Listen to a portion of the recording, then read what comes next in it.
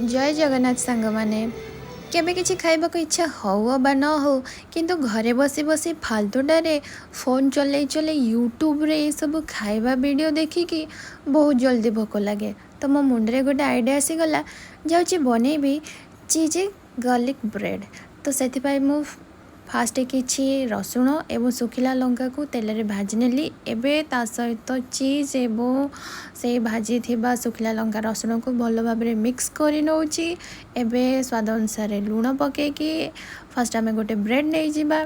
Bread उपरे जो मसलाटा तैयार करचे ताकू देदबा भल भाव में सेटा को भल भाव में स्प्रेड कर मो पाखे किछि एक्स्ट्रा मसला थिला तो मुझे टिके आउ टिके टेस्ट आने ऐड करनेली।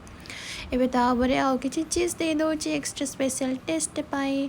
तबे देखि पारुथिबे किछि समय मु ताको तावारे बटर सेकी नेछि केते सुंदर भाव में हेछि। आपन मन को जदि रेसिपी भल लागिला प्लीज सब्सक्राइब एंड